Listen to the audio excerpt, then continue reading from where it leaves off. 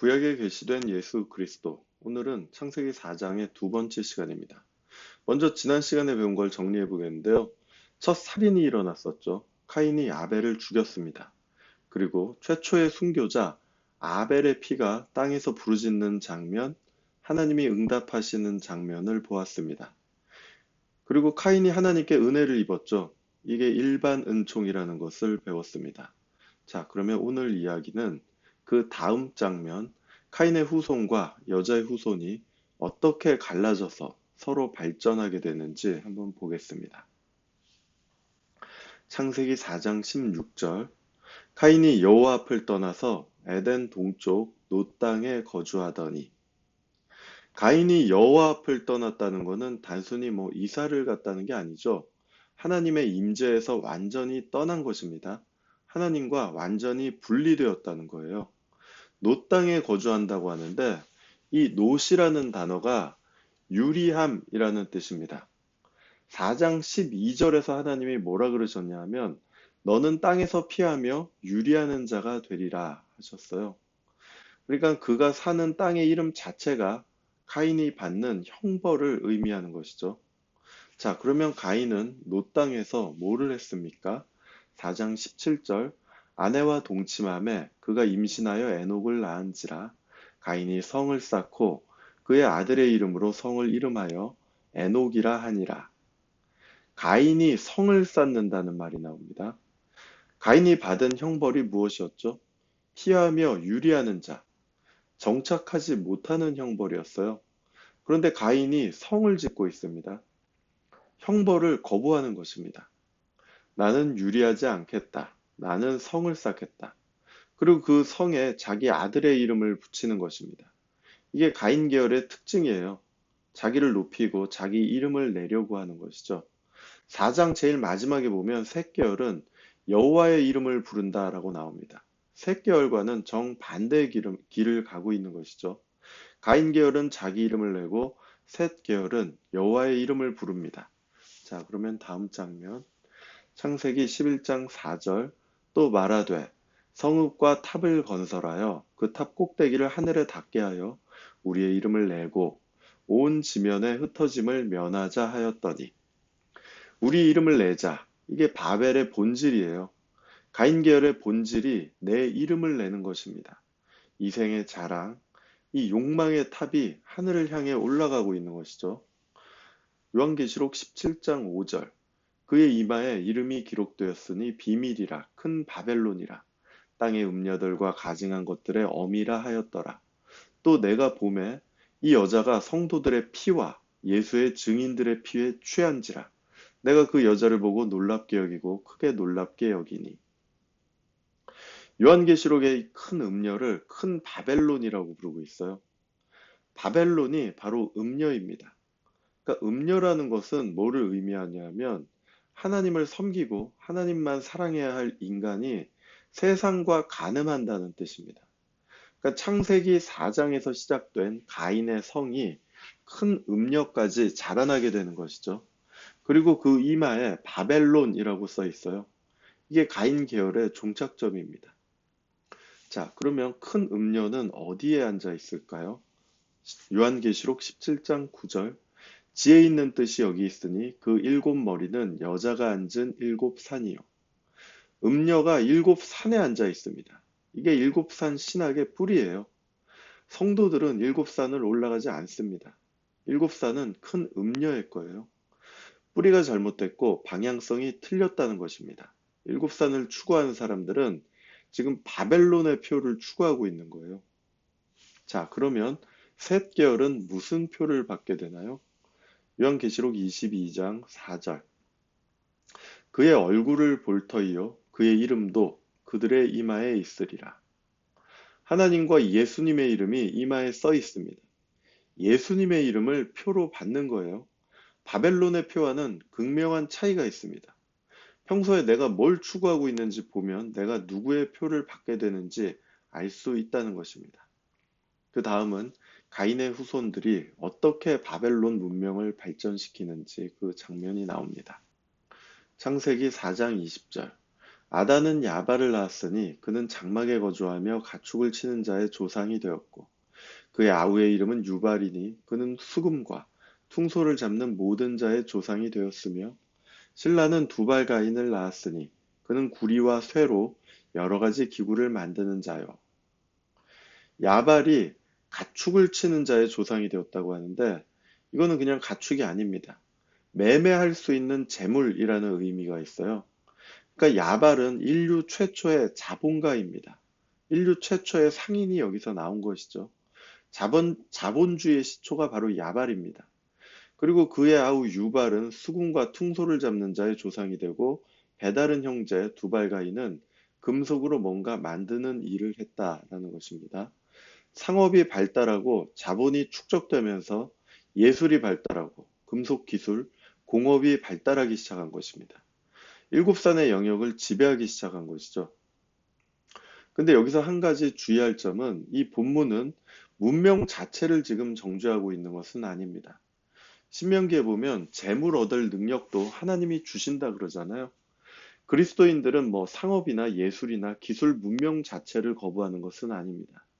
다만 목표가 무엇이냐, 목적이 무엇이냐, 뭐를 추구하고 있느냐의 차이죠. 가인 계열의 이 모든 노력과 발전은 내 이름을 내기 위한 거예요.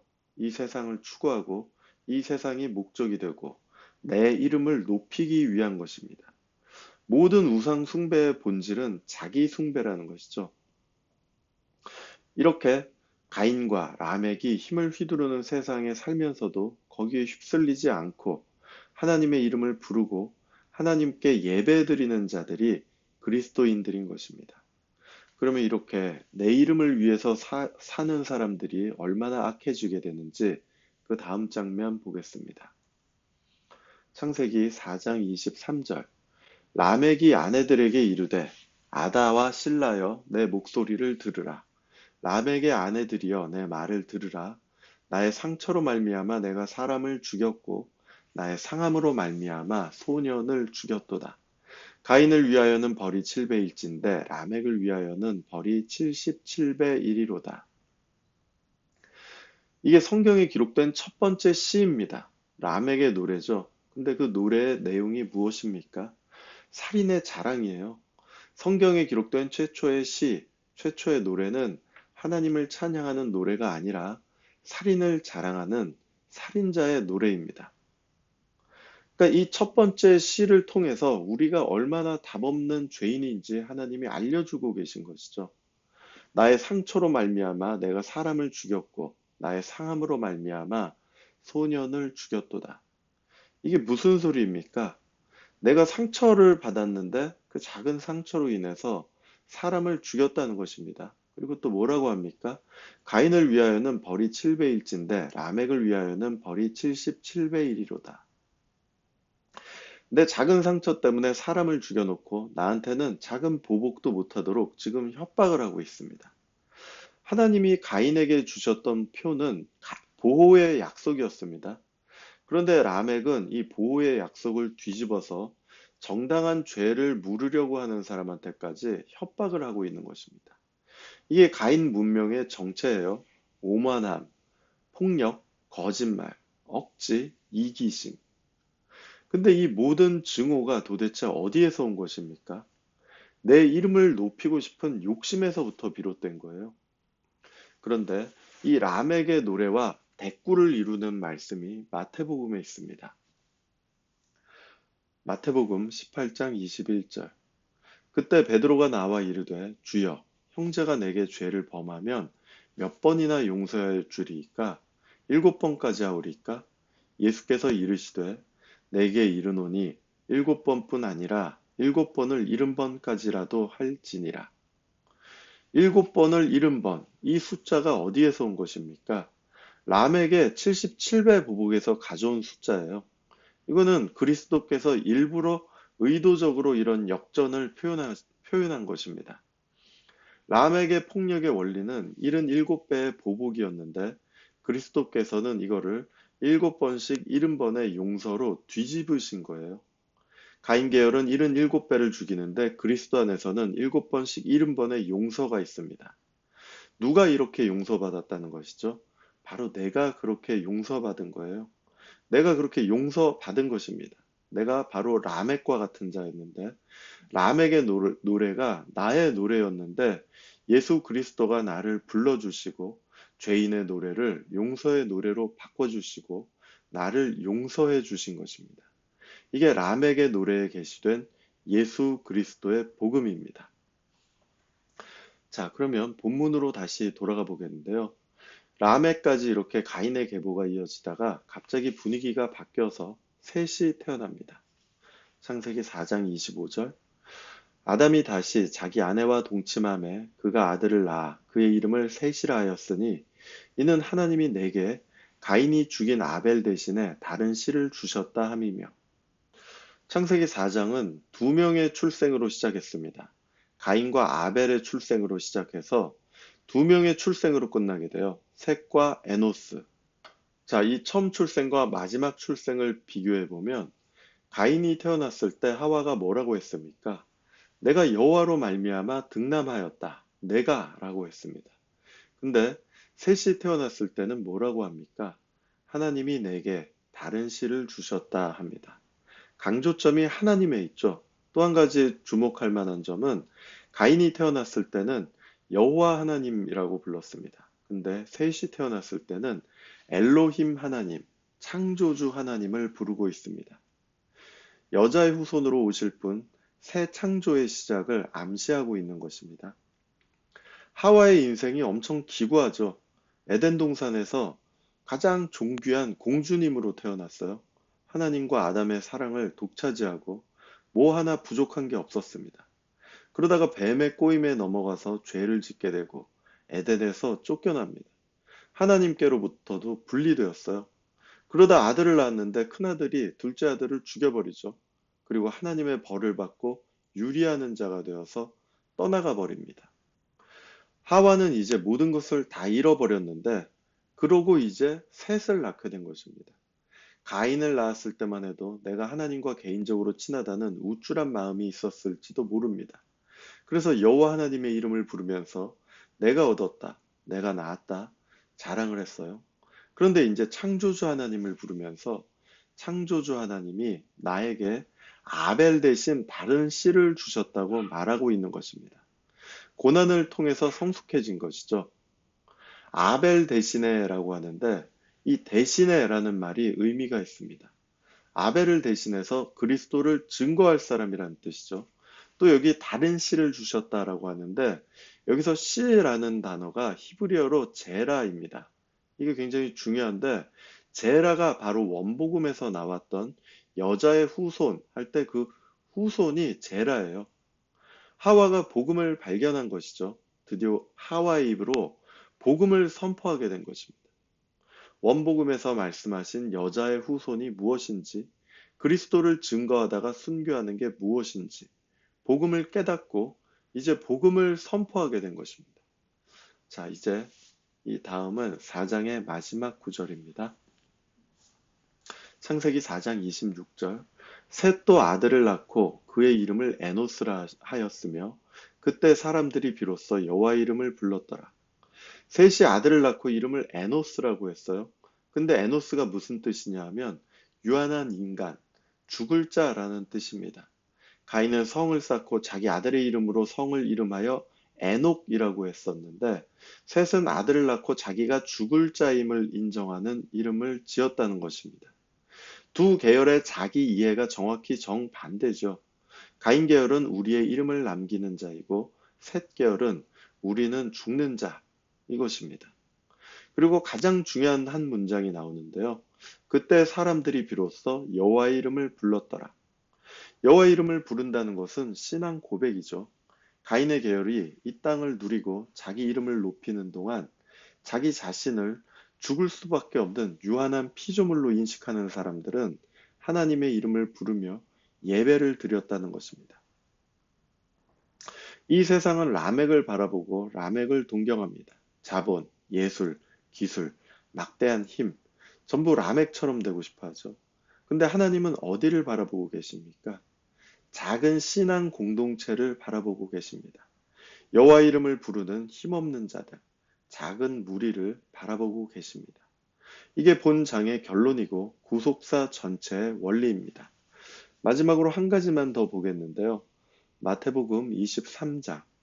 그러므로 의인의 피가 다 너희에게 돌아가리니 곧 의인 아벨의 피로부터 성전과 제단 사이에서 너희가 죽인 바라꺄의 아들 사가랴의 피까지니라. 이건 지금 예수님의 말씀이죠. 예수님은 지금 아벨의 피로부터 사가랴의 피까지 순교자들의 피를 한 줄기로 묶으셨습니다. 이게 하나의 계보라는 거예요. 피의 계보가 있습니다. 지난 시간에 배웠는데요. 아벨은 왜 죽었습니까? 의인들은 왜 죽었습니까? 그리스도를 믿는 믿음 때문에 죽은 거예요. 그러면 이 피의 계보가 향하는 목표 지점이 어디입니까? 골고다 십자가예요. 그리스도의 피가 모든 증인들의 피의 정점입니다. 모든 증인들의 피는 그리스도가 십자가에서 뿌린 피, 그 보혈을 증언하고 있는 것입니다. 과연 그러한가? 요한계시록 1장 5절입니다. 또 충성된 증인으로 죽은 자들 가운데서 먼저 나시고 땅의 임금들의 머리가 되신 예수 그리스도로 말미암아 너희에게 은혜와 평강이 있기를 원하노라. 예수 그리스도가 충성된 증인으로 죽은 자들 가운데서 먼저 나셨다고 합니다. 근데 여기서 충성된 증인을 직역하면 그 신실한 순교자라는 뜻이에요. 충성된 증인이 신실한 순교자입니다. 그리스도가 그 신실한 순교자들 중에 한 분이라는 뜻이에요. 아벨의 피로부터 시작된 피의 복음, 그 신실한 순교자들의 증언을 마침내 예수 그리스도께서 성취하셨다는 것입니다. 하나만 더 보겠습니다. 히브리서 12장 24절. 새 언약의 중보자이신 예수와 및 아벨의 피보다 더 나은 것을 말하는 뿌린 피니라. 여기서 아벨의 피와 예수의 뿌린 피를 비교하고 있습니다. 예수의 피가 아벨의 피보다 더 나은 것을 말하는 뿌린 피라고 말씀하고 있는데 왜 그리스도의 피가 아벨의 피보다 더 나은 것을 말하는지 그 의미를 아는 것이 중요합니다. 우선 공통점을 보면 두 피 모두 말하고 있어요. 아벨의 피도 호소하고 있고 그리스도의 피도 말하고 있습니다. 두 번째, 두 피 모두 무죄한 피입니다. 세 번째, 두 피 모두 신실한 순교자라는 피의 계보에 소속돼 있어요. 그러면 두 피의 차이가 있습니다. 두 피의 차이는 뭐냐 하면 아벨의 피는 하나님의 공의를 구하는 부르짖음, 하나님의 공의를 요구하는 피이지만 그 공의를 이루지는 못했습니다. 하지만 그리스도의 피는 하나님의 공의를 완성했을 뿐만 아니라 용서까지도 완성했다는 것입니다. 로마서 3장 25절. 이 예수를 하나님이 그의 피로써 믿음으로 말미암는 화목 제물로 세우셨으니 자기도 의로우시며 또한 예수 믿는 자를 의롭다 하려 하심이라. 십자가에서 하나님의 공의와 하나님의 용서가 동시에 완성되었습니다. 예수가 죽음으로 우리가 용서받았다는 거예요. 하나님의 독생자 예수 그리스도께서 피로 이 모든 것을 이루셨습니다. 이것이 바로 아벨의 피, 가인의 표에 게시된 예수 그리스도의 복음입니다. 그런데 아벨의 피에서 시작된 이 피의 계보는 여기에서 끝난 게 아닙니다. 2000년 교회 시대 동안 계속 이어져 왔고 마지막까지 계속되게 되는 것입니다. 요한계시록 6장 10절. 큰 소리로 불러 이르되 거룩하고 참되신 대주제여 땅에 거하는 자들을 심판하여 우리 피를 갚아주지 아니하시기를 어느 때까지 하시려 하나이까 하니 각각 그들에게 흰 두루마기를 주시며 이르시되 아직 잠시 동안 쉬되 그들의 동무종들과 형제들도 자기처럼 죽임을 당하여 그 수가 차기까지 하라 하시더라. 순교자들이 하나님의 보좌 앞에서 심판을 호소하며 부르짖고 있는 장면입니다. 그런데 하나님이 뭐라 그러세요? 그들의 동무종들과 형제들도 그 수가 차기까지 자기들처럼 죽임을 당해야 한다는 것입니다. 이게 십자가의 복음이에요. 그리스도와의 연합이라고 합니다. 십자가와 연합하는 사람이 그리스도의 부활에도 연합하는 거예요. 그리스도의 고난에 참여하는 사람이 그리스도의 영광에도 참여하는 것입니다. 그래서 이렇게 아벨에서 시작된 피의 계보는 종말의 순교자들까지 그 순교자의 수가 차기까지 계속 이어져야 한다는 것이죠. 이게 성경에서 말씀하고 있는 진리입니다. 말씀 정리하겠습니다. 순교자 아벨이 흘렸던 피의 증언은 십자가에서 온전히 성취되었고 그 피의 계보는 그리스도의 증인들을 통해서 지금도 이어져 오고 있습니다. 우리는 모두 피의 계보를 잇는 그리스도의 증인들입니다. 예수 그리스도의 이름을 이마에 새기고 마지막 날까지 그리스도를 증거하는 저와 여러분 되시기를 예수 그리스도의 이름으로 축복합니다.